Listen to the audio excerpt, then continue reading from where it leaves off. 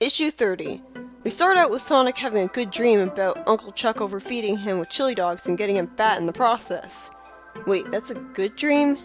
It's explained that Sonic dreams about his uncle a lot because he really misses him, and this adds to his character, making him more sympathetic, although it also really drives the point home that he barely talks about this aspect of him at all, which I can understand because there's only so much space in the comics, and I'd rather have that space spent on plot progression and action and stuff than Sonic depressing us over how much he misses his uncle over and over again.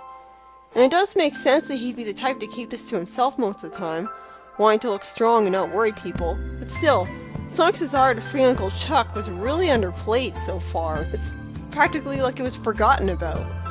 Anything for my favorite nephew. Is that just an expression, or does he have more than one nephew? Wait, what the fuck? They retconned it?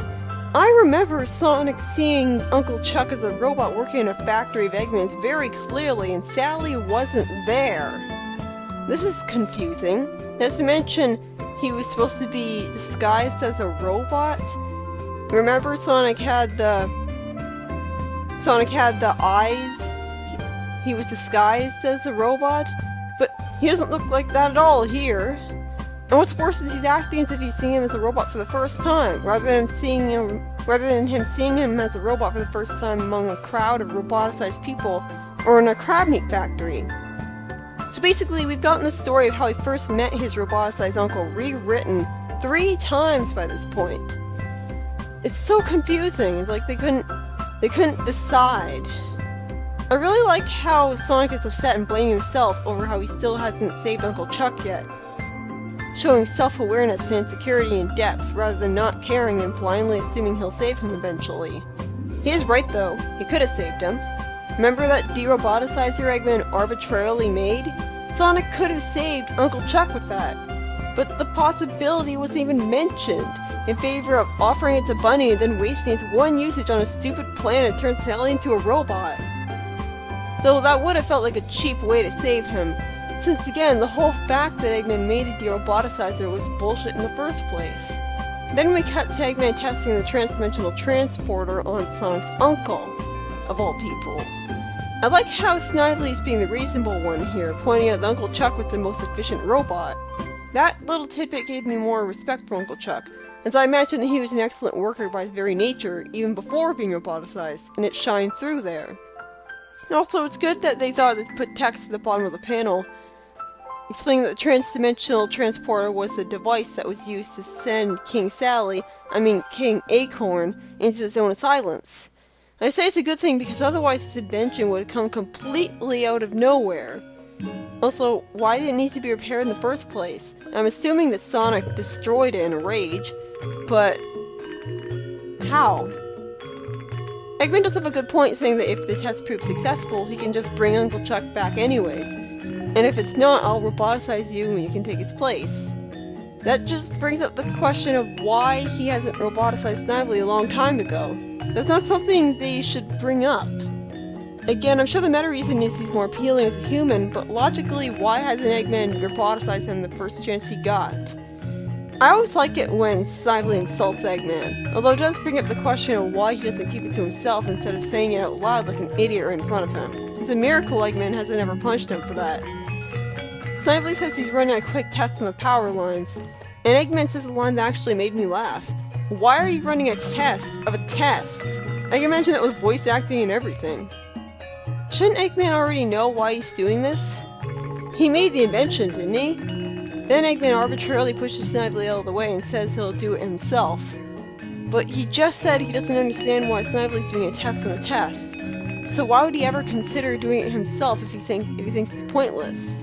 And through the power of arbitrariness, Eggman pressing the button sends into a different dimension for absolutely no reason. How the hell did this mistake even happen? He wasn't in the tube, Chuck was. How could someone unintentionally program the machine to make this mistake? Conveniently, he immediately is able to talk to Snively through his television monitor and tell him that he's in the void. I really love how Snively stands out to Robotnik and refuses to bring him back home. This is the appeal of Snively then, and I kind of like what I'm seeing. He's definitely a more interesting character than Eggman is. Toxic waste on your toothbrush? Again, using that would kill a man. And it's never explained what Eggman is, so so that's just confusing.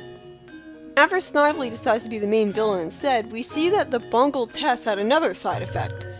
It gave Uncle Chuck back his free will. Yeah, just like that. That was easy. So after all this time and all this climactic build-up, Uncle Chuck gets saved by a nonsensical Deus Ex Machina.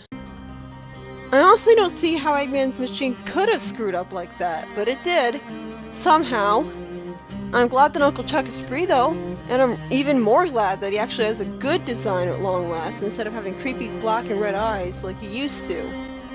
After Uncle Chuck cooks Sonic and his friends some chili dogs to prove to them that he's got his free will back, Nicole uses an omniscient psychic god once again as Sally asks her what the most likely result of an attempt by Snively to take over the world would be. And she magically knows the answer. Doom for everyone. At least she phrases it as the most likely result, so she's still more realistically just making an educated guess. And it makes sense that she comes to that conclusion because Snively has a basically doomsday device. But still. Also, take over Mobius? I thought Eggman already had taken over Mobius. Wouldn't that be redundant?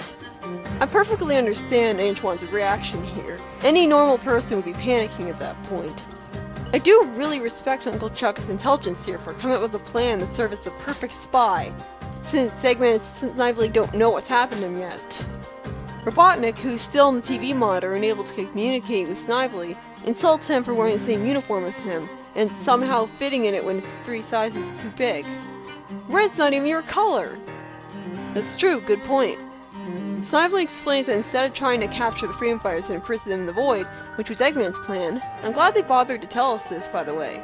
Snively says that he's going to attach a smaller trans-dimensional transporter to a bot plane, which will swallow up great sections of Mobius, and the Freedom Fighters too. This way he'll cut out the middleman and not have to worry about trying to capture the heroes. Problem is, he's single-mindedly only focused on that task, and on the fact that it'll destroy the world he's living in the process. Seriously, he's living in the world. Why would he want to destroy it? That doesn't make any sense. After Eggman naturally tells him that he's taking too big of a risk, and Snively refuses to listen, Uncle Chuck is told to instruct the robots to do what Snively wants, and he thinks, then I gotta contact Sonic. This is way past serious. First off, and then? I guess he can't get away with not following the order and telling the robots to build that plane. And second, way past serious? That, along with stuff like gotta juice, is part of the dialogue that dates this comic. Although I've been coping with it rather well by just thinking of it as the way that the people in the Sonic comic universe talk. Like it's a different dialect from ours that makes the world more unique. After Sonic runs into the hangar looking for the bot plane, Snively proves that he's a much more competent villain than Eggman in some sense by effortlessly trapping Sonic in the Void. He also lets a monitor let Sonic communicate with him while he's trapped there, so that he can gloat, presumably the same reason he didn't break the monitor letting Eggman talk to him. Let me guess. This causes Eggman to return home because Snively accidentally swapped him with Sonic. Why does Snively take offense to being called a sicko? Shouldn't he be embracing it? And why does he think making a forest disappear will prove Sonic's wrong about being a sicko? And why didn't he aim at the Great Forest instead of some random forest? He could have easily wiped out Knothole just like that! Snively gets fired on in his flying plane by a bot plane, which is being piloted by Uncle Chuck. So I guess him being able to pilot a plane makes sense considering engineers can do literally everything science related in the Sonic series. I appreciate Chuck getting to have a hero moment, that's pretty cool. And I also appreciate Sonic getting to think of a smart plan to distract Snively and get him to slow down. Although I honestly wonder how the hell chili dogs can make a crunch sound to distract him. And he likes the taste of those things, so it's not like they're horribly burnt or anything. Maybe the sound effect board is just inaccurate, but either way, eating chili dogs isn't that loud. This would have worked much better if Sonic had chips instead, though they wouldn't have worked as well as a check of scun with him still having chili dogs his uncle made. The worst part is this didn't need to happen. Sonic could have easily distracted him in a much less convoluted way, like suddenly screaming an insult or something confusing at him. With Snively distracted, Chuck fires a laser that knocks out Snively's thruster so that he can't go forwards anymore. And now Snively proves himself to be much less competent than Eggman by saying he's going to blow up the plane and the transdimensional transporter with it and send everything within a 100-mile radius into the void. Snively? That would include yourself, which would make it impossible for you to rule the world and completely ruin your plan. Even Sonic points that out, but Snively at least reveals he's smarter than Ant by saying he's conveniently wearing a device that will ensure him a return trip, while Sonic will spend an eternity with Eggman. An eternity? What, so the void grants you eternal life? Good thing, considering you can't eat or drink or anything in there. Doesn't seem to be any food. And of course, right as Snively says this, Eggman steps in and reveals that my guess was right. He was sent back home from being swapped with Sonic, and was even in the plane with Uncle Chuck the whole time. I guess Uncle Chuck thought he had to set Eggman free because Eggman would be the only one who could stop Snively at this moment. Good thing he thought of that ahead of time. Eggman says that in exchange for his freedom, he had to promise not to harm the freedom fighters with Snively, and will keep his word for once, uncharacteristically. At least there's text saying that we'll see how long that lasts, so the writers were self-aware of how ridiculous that was. Eggman says he'll keep Snively working with him just to make him miserable for years to come. At this point I'm really wondering why he won't just roboticize him out of spite, and orders him to take his uniform off. I actually chuckled at him saying the boots stuck. That was pretty funny. What the hell?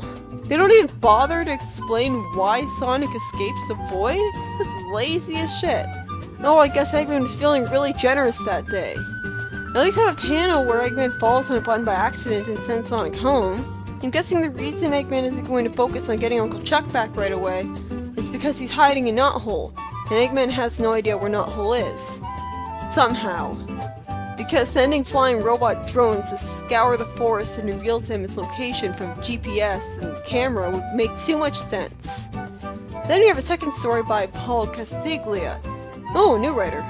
Where Eggman complains that people are stealing his Chaos Emeralds, and says that the culprit has been recorded on tape, but his identity was obscured by the shadows. And he tells Coconuts to go to his secret island base and protect the remaining emeralds, instead of sending a much more powerful and capable robot to do so. Also, why does Coconuts care if there's bananas on that island? It's not like he can eat them. Why would Eggman waste time programming him to love bananas? And he never does find bananas and eat them, so that was a pointless waste of time. Coconut says that he's found the thief heading for the cave, and brags about having gotten a great book of traps from a coyote friend. I'm guessing he stole it from Antoine? Why would Antoine have a book of traps for the villain to conveniently take advantage of? He's not evil, I assume. Of course, Coconuts gets hurt by the traps instead, although logically he should have gotten demolished from the first one. So I guess the book was intentionally made as a trap for him, where he'd make traps that would only screw up on him. That's what the last panel is revealing. And then the last panel really confuses me because it ends with Bunny and Sally making puns about the emeralds being a hit at the charity ball, while never actually showing the Chaos Emeralds being there, being held by them. And Bunny's wearing jewelry, but Eggman clearly called them Chaos Emeralds, so they couldn't have been literal jewelry for them to wear. It's not like the story was a subversion where it turned out they were just stealing regular jewelry all along. That wasn't funny, it was just confusing. And after it is one panel not even worthy of being called a story because it just serves as a setup to lead into the next issue, Knuckles Chaotix. I was hoping that we'd at least get establishing character moments for all the Chaotix as Eggman watches them in the monitors, but no! It's just Eggman seeing images of them. That was boring. Most of the issue was written by Angelo, and while I absolutely love seeing Snively being the main villain and contrasting himself from Eggman here, making him feel like a more distinct character and becoming interesting, and I love the concept of being able to send things into the void. That was a cool device of the villains. But the fact remains that this was a very underwhelming resolution to the Uncle Chuck being enslaved plot point, because Sonic isn't even allowed to be the one who saves him. Instead of properly resolving it, they just have him get teleported out of Eggman's base and regain his free will from it for absolutely no reason. He gets saved by Duke's Ex Machina. That's so disappointing. I guess the writers didn't have faith that they could make Sonic saving him exciting and interesting enough to last an entire story. And I don't really blame them, since the only other solution at the time would be to have another de-roboticizer plop right into Sonic's lap, after which the story would just consist of Sonic zapping Uncle Chuck back to normal in the factory and effortlessly carrying him home. But him getting his free will back while still being a robot is a lot more confusing, even if a nice compromise because he looks better this way. But still, someone reading the later issues without reading this issue would wonder, wait, why does he have his free will when he's still a robot? And they would ask someone, and they wouldn't be able to tell them the answer. As for the second story, it's harmless fun. There's nothing really to say about it, other than it makes no sense that it even happened in the first place, because why would he just send coconuts there instead of a more powerful robot? And the last panel was really confusing, and I liked how they tricked Coconut with a fake trap book. That was pretty smart of them. But yeah, it's harmless fun. Next up is the adaptation of Knuckles Chaotix, and I'm really excited to see how exactly it'll go.